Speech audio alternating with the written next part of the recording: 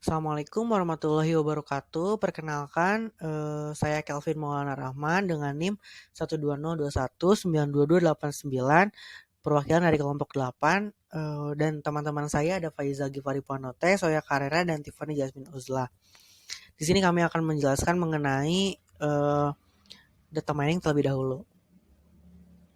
Nah, data mining adalah suatu proses pengerukan atau pengumpulan informasi penting dari suatu data yang besar. Nah, proses data ini seringkali menggunakan metode statistika, matematika, hingga memanfaatkan teknologi artificial intelligence. Nah, kemudian ada dataset. Dalam data mining itu ada dataset, adalah himpunan data yang berasal dari informasi terdahulu yang digunakan dalam proses data mining untuk dikelola menjadi informasi. Biasanya dataset diinputkan untuk diproses dalam data mining. Perkenalkan, nama saya Tiffany Jasmine Uzla dengan NIM 12021944064 kelas SI 4301. Di sini saya akan menjelaskan tentang algoritma decision tree. Algoritma decision tree adalah salah satu algoritma dalam data mining di mana ianya digunakan untuk menjelaskan model klasifikasi berdasarkan bentuk pohon atau binary tree dengan menggunakan dataset yang diinputkan ke dalam sistem untuk diolah supervised learning.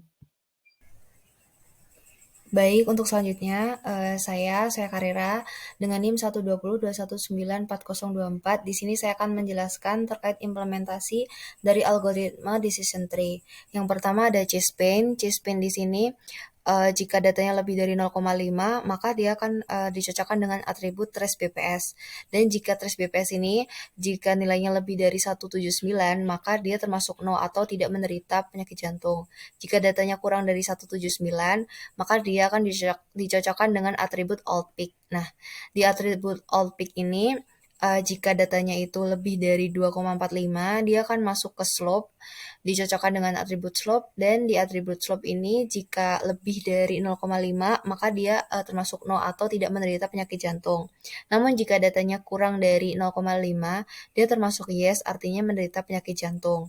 Lalu setelah tadi di old peak jika nilainya kurang dari 2,450 dia akan masuk ke talas. Di talas ini jika nilainya kurang dari 109 dia akan dicocokkan dengan atribut age atau umur. Di sini jika datanya itu lebih dari 61 dia maka masuk ke target no atau tidak menderita penyakit jantung. Namun jika kurang dari 61 itu termasuk menderita penyakit jantung. Lalu jika datanya itu yang talas dicocokkan lagi dengan atribut age, jika nilainya 109 maka akan dicocokkan lagi dengan atribut lainnya hingga menuju target yes atau no, yakni menentukan kriteria penyakit jantung atau tidak.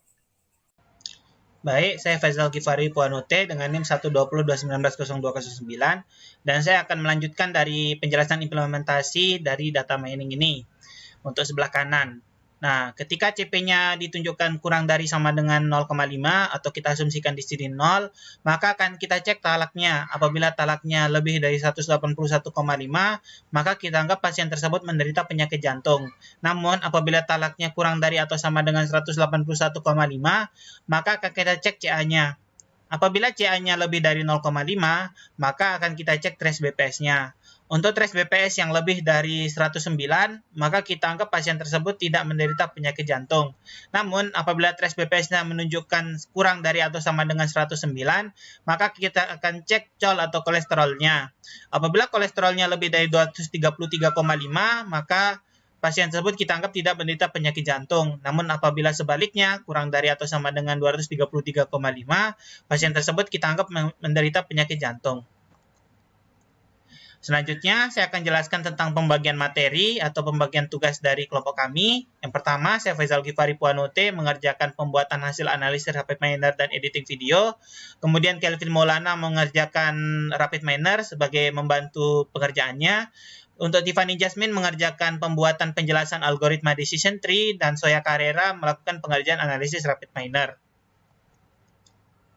Mungkin itu saja video dari kelompok kami mengenai data mining. Terima kasih atas perhatiannya dan mohon maaf apabila ada kata-kata yang kurang berkenan. Assalamualaikum warahmatullahi wabarakatuh.